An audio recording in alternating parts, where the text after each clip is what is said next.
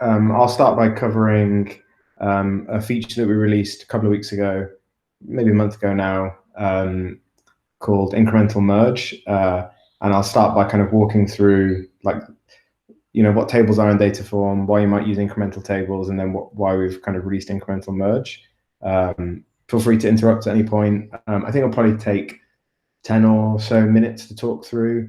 I haven't got examples for every single warehouse type, so I've kind of used almost like pseudo SQL. So what I'm talking through should hopefully give you kind of the theory behind the feature, but how this exactly needs to be implemented for different warehouses might be kind of slightly tweaked. So we can potentially discuss that afterwards in the Slack channel or whatever if you have any further questions. But yeah, I'll run through a couple of slides for 5 or 10 minutes, ask me any questions, and then after that we can kind of pause and either kind of talk about that particular feature, or if there's anything else that you want to discuss, we can go through that as well. Cool. So let me share my screen.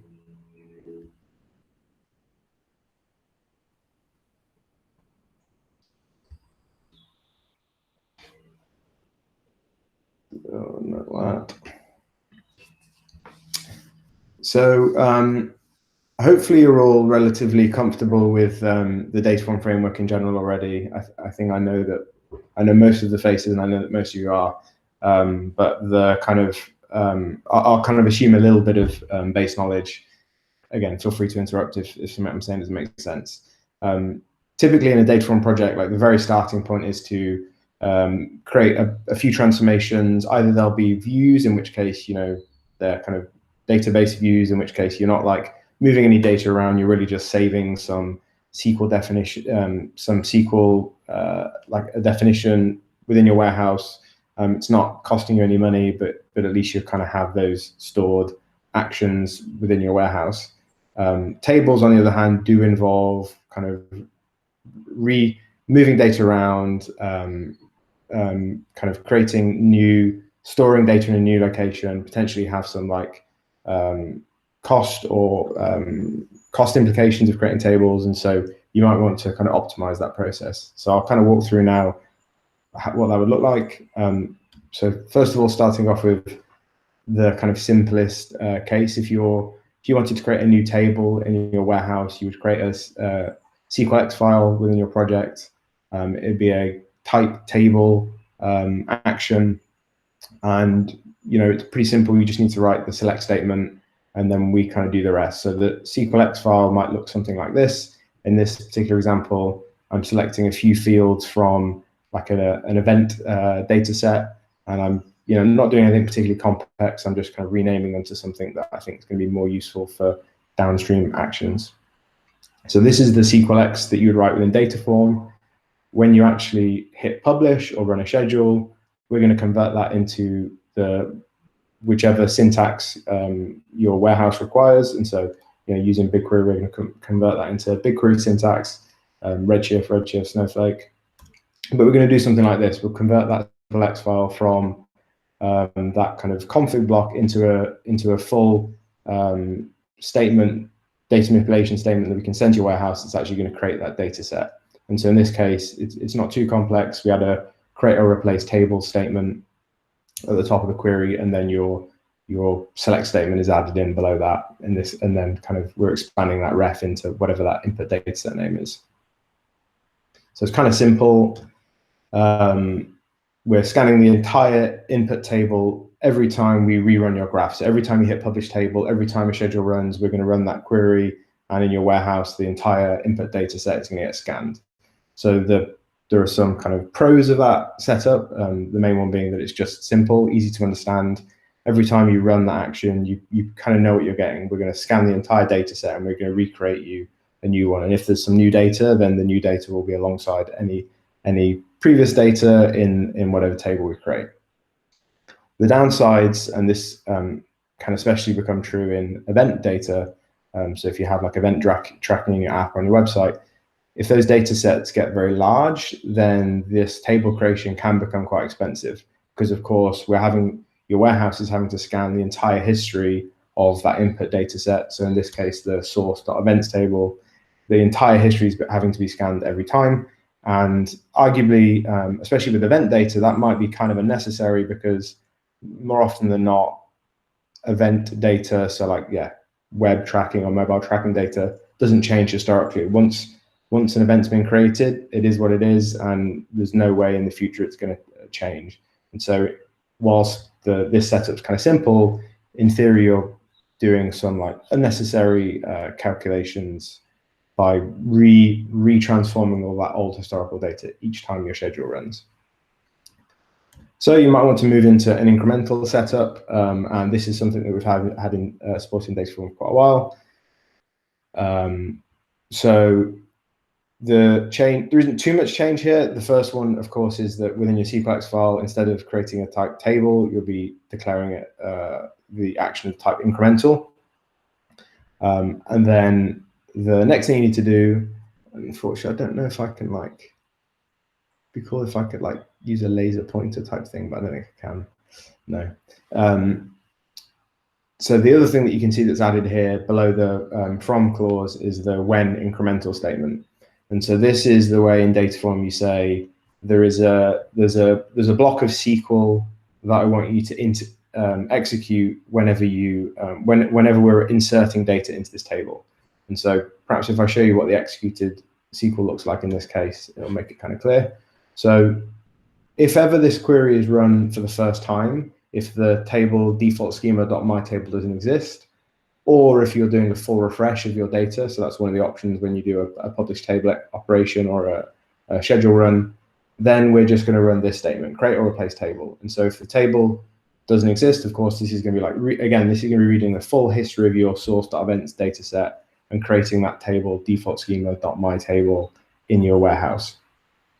So if this was an initial run, the table didn't exist, so we're creating it for the first time. If this is a table, if you're doing a kind of full refresh of your incremental run, then we'll rerun this and we'll overwrite the data set that already exists. But kind of the point in doing an incremental, setting up an incremental table is so that you can do inserts into that table. And so rather than every single time your schedule runs, rescanning the entire history, instead you can just scan for new actions that have been added to your table since the last time the schedule ran. So in this particular case here, I'm using a field called ingestion time.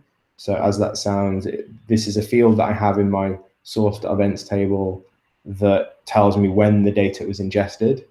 And if we kind of read that where clause, I'm saying where ingestion time is greater than or equal to, and then this is BigQuery SQL, but you can imagine something different for your warehouse. In this time, anything that's come in the last 1 day. And so this is kind of simple to write and it's simple to understand. Every time this incremental table runs, I'm going to be looking for the last 24 hours of data and then appending it into my table.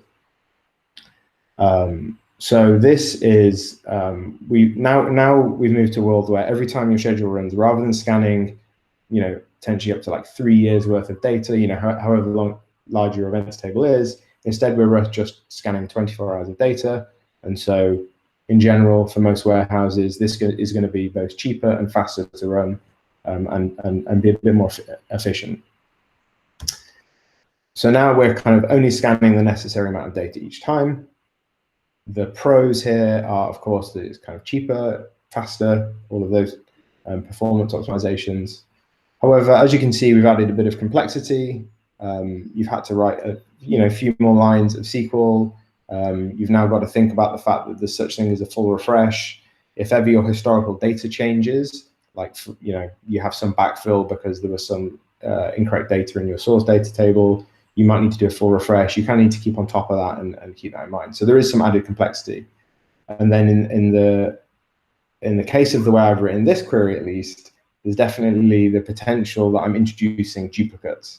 And so if this table was running every 24 hours at exactly the same time, then in theory, I wouldn't be introducing any duplicates. But the reality is having a schedule running exactly every 24 hours at exactly the same time is probably not going to be something you're going to want to do. Maybe you even want your data set to update more often than once every 24 hours. Perhaps you want it to update every hour. And more importantly, you don't really want the risk that if a schedule runs and it the time difference wasn't exactly the time period in the query here, then you're going to get duplicates. So for this reason and lots of other examples that you can probably imagine, we've added the ability to build merge operations within Dataform. So let's kind of walk through how you put them together. There's still incremental actions. Essentially, you're still doing the same thing. We're incrementally adding data to new data to a data set. So it's still an incremental type operation. All you need to do now, this is exactly the same query as before, but I've just added a unique key. And so the unique key is the way of telling Dataform, this is the field by which this data set should be unique. And for incremental runs, I want you to merge against that unique key and make sure that if we have any new data, it overwrites anything that already exists for that same value of event ID. So looking at the executed SQL, for the initial table build, it's exactly the same. If the table doesn't exist, we just go and read the entire data set. We pull all of that historical data across and write it into the new table location. But it's a fair amount more complex now for the incremental case, because rather than building insert statements in SQL, we're building merge statements. So merge statements have a little bit more going on. In this case, so just kind of break it down a little bit. We're merging into default schema.myTable.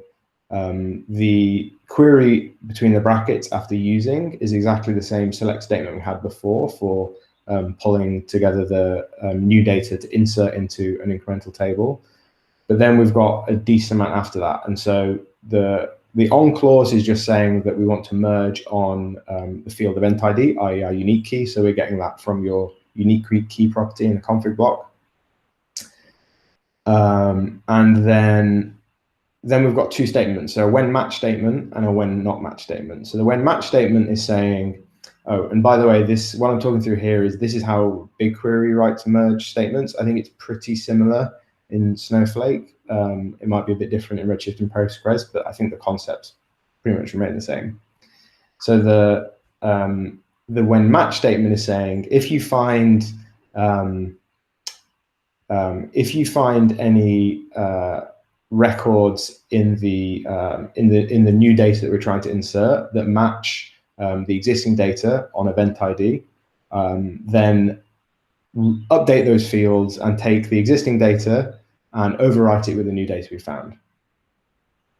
And the when not match statement is basically saying if there's a record in your new data that doesn't exist within the existing data set, then just insert it as is. So this is basically overwriting in the case when we have a match and inserting in the case when there isn't a match. Let me stop there and see if there's any questions at that point.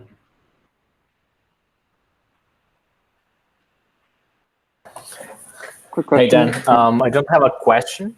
Oh, do you want to go on first, Will? Because I had a comment to make.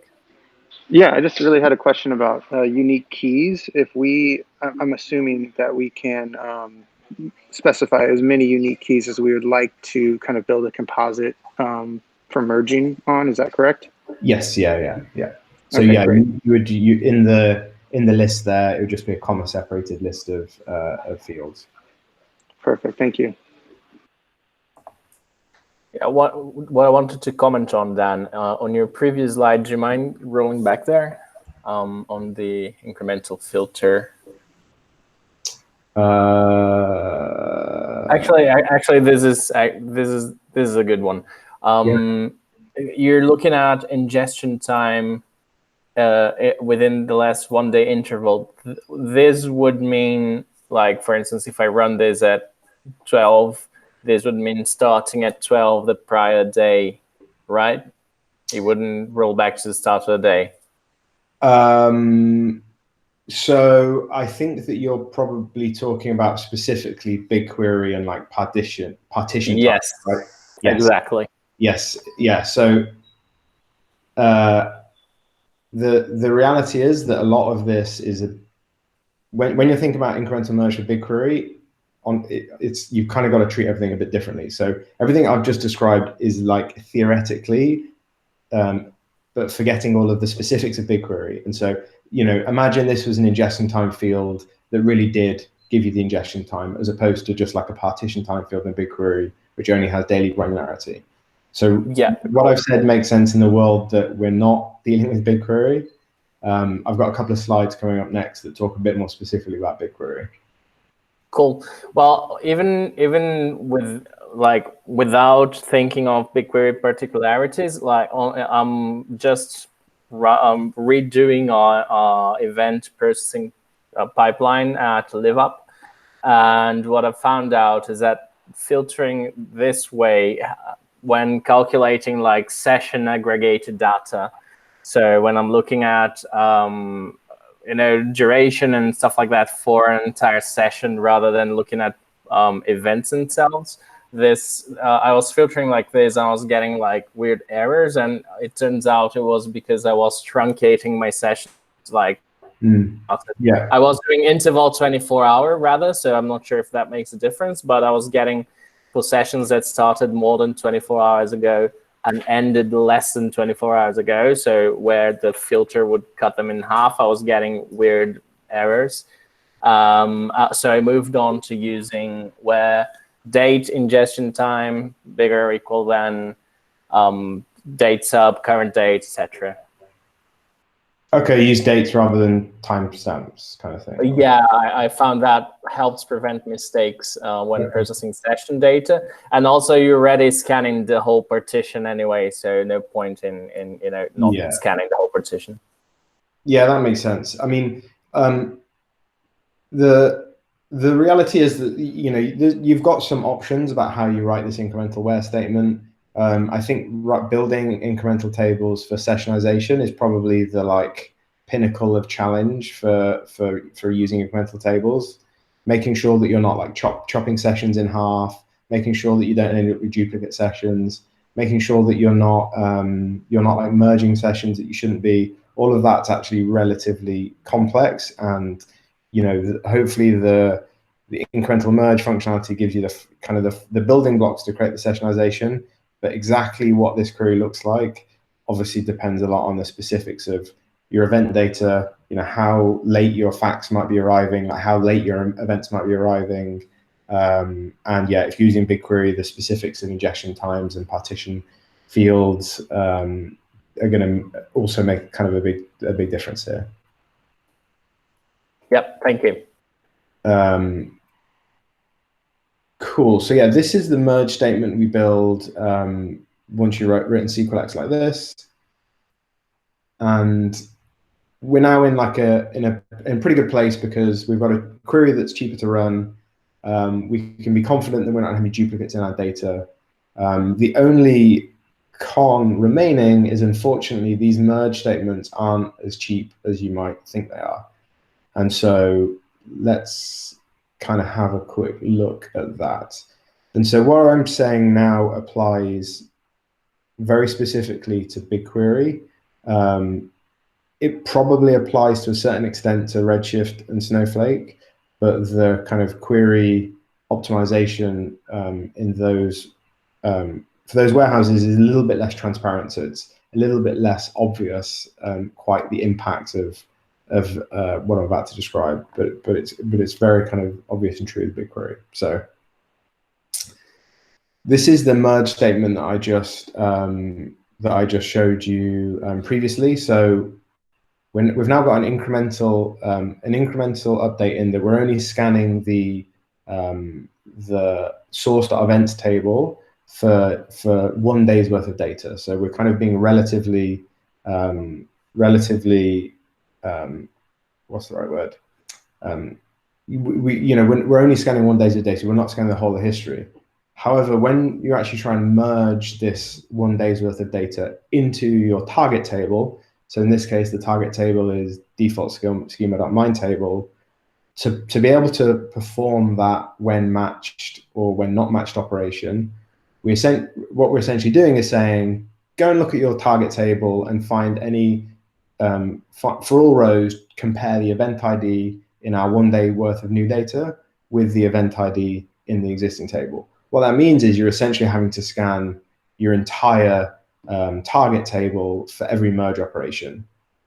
Now, if your target table was significantly smaller than your source table, then maybe this isn't too much of a concern. But if what you're doing is similar to the example here, where I'm taking all of my event data historically, and then I'm creating a new table that's going to have all of my event data, then the change to only scanning 1 day's worth of the input data is going to be completely overridden by the fact that every time I have to then insert that back into my new table, I'm having to scan the entire data set.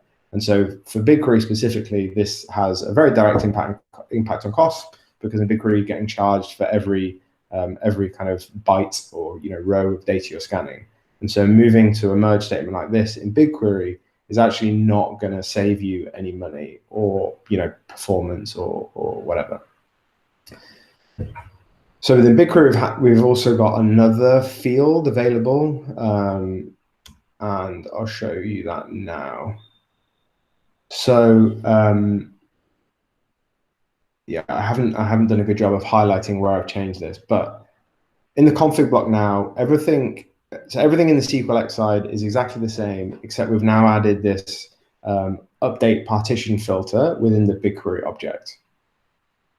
So probably the easiest way to understand what that update partition filter is if you move over and look at the executed SQL. Do you know what? I'm actually gonna just quickly highlight a couple of things. So you can see this is the update partition filter. I can get a pointer. Nice. The update partition filter we've added in the BigQuery object. Over here, you can see where that has appeared in the merge statement. So now we're merging our new 1 day's worth of data into the target table default schema.my table.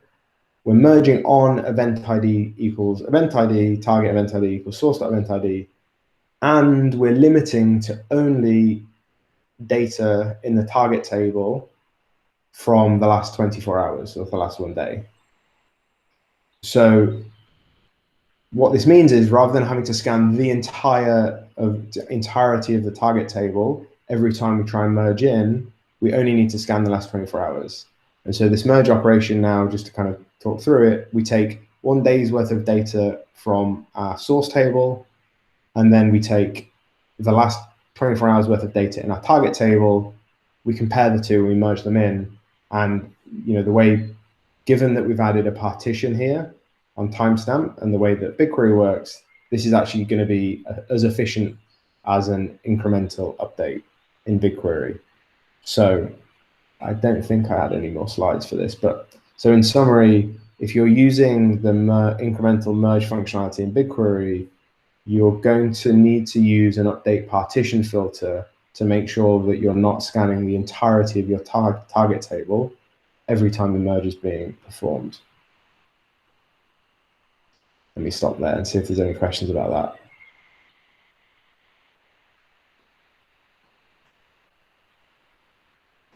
Is that like a hybrid incremental merge?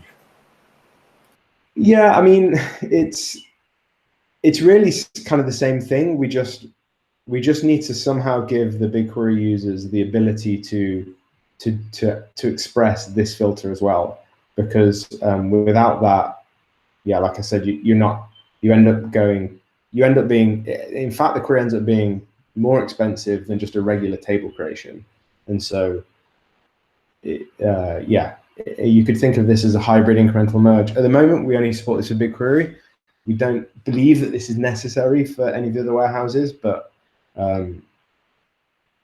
yeah, but there's the potential that supporting something like this in Snowflake might be helpful as well. But yeah, not that we've found so far. Cool.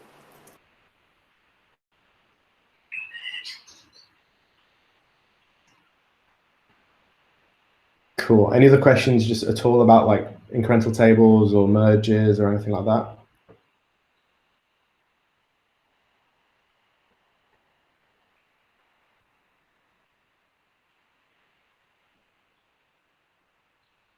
Cool. All right, I will.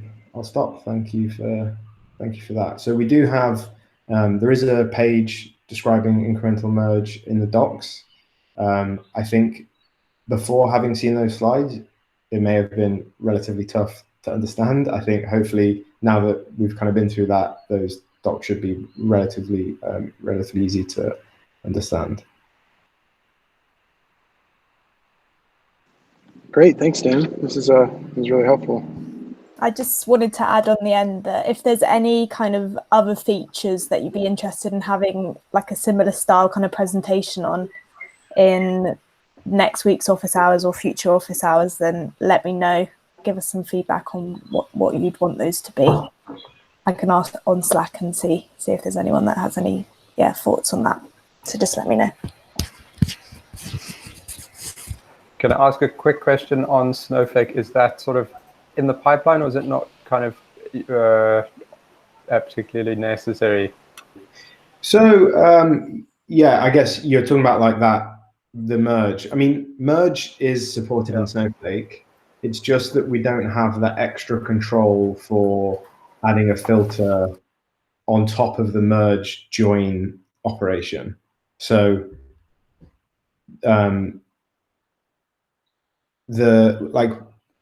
the reason we haven't added it is because as far as we're aware, it's not necessary to get the cost savings. That said, partly the reason that we're so aware that it's necessary for BigQuery is because BigQuery makes it extremely clear how much an operation costs. So, it was very obvious when we were testing this feature on BigQuery, oh, wow, this merge operation is actually making our queries more expensive rather than the whole point, which is that they're less expensive.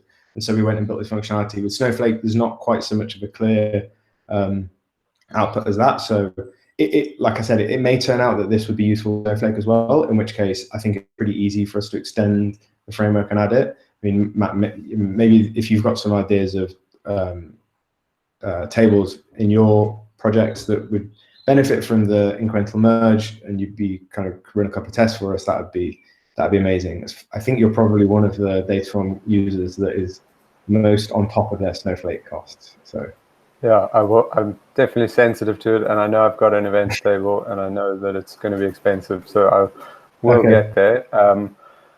I suspect that the way they do their costing might make it not that sensitive if there is a merge, in the sense that it shouldn't take that long. They would kind of charge for the warehouse running for the minute it takes for that query to run, regardless of how long it takes. So it would probably potentially sort of the cost breakdown would be structured differently, but I will get there probably within the next month or so and kind of The other thing with Snowflake is I know that there's an element to which they do all the partitioning kind of under the hood in a way that you're not necessarily made aware of, but it's kind of happening. And so it may turn out that that they're able to already do some sensible, there may be even like almost applying this filter for you under the hood, but I don't know. I guess we probably could work this out if we really dug deep into their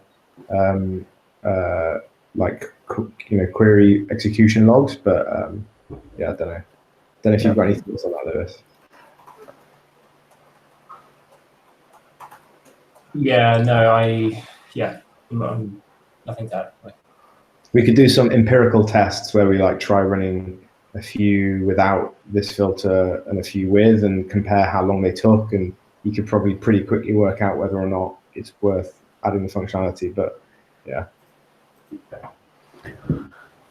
Cool. Yeah, I'll let you know when I do get there, and I haven't really played with the Snowflake query engine or looked at how they break down their queries or done anything of that nature in any detail. So this will be a good learning experience for me too. But yeah, it looks very good to work it in. Cool. Did anyone else have any other questions outside of the kind of incremental merge stuff, or anything else you want to talk about?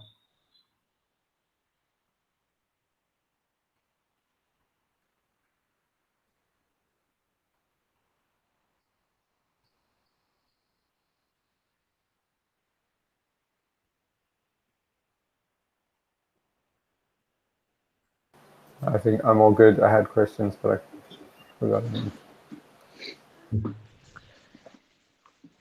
Nope, I think I'm all set too. Thanks. Okay, I've never seen that angle. I always have a very consistent angle of your apartment when we meet. Yeah, no, sorry. I was actually out getting my car serviced, and I just got home. So Okay. had my camera off. Okay. No worries.